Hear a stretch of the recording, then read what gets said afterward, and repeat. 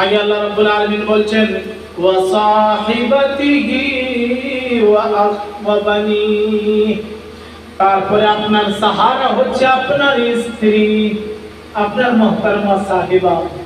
মুহতারমা সাহিবা আপনাদের কি হয়? সাহারা হয়।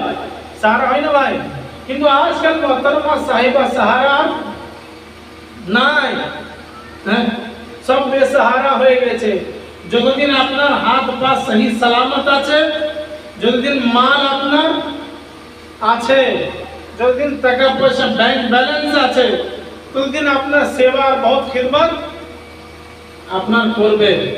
তারপরে আর খিদমত নাই, আর সাহারা নাই, আপনি বেসাহারা হয়ে যাবেন। ইল্লা মাশাআল্লাহ। ইল্লা মাশাআল্লাহ বলেন জি? ইল্লা মাশাআল্লাহ মানে কি?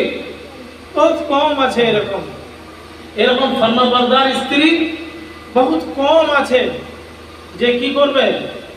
আপনি ফকির হয়ে গেছেন। এক সময় আপনি করোড়পতি মুকেশ আম্বানি, অনিল আম্বানি ছিলেন, কিন্তু এক সময় আপনি ফকির হয়ে গেছেন, তখন আপনার আর कुछ नहीं चलेगा।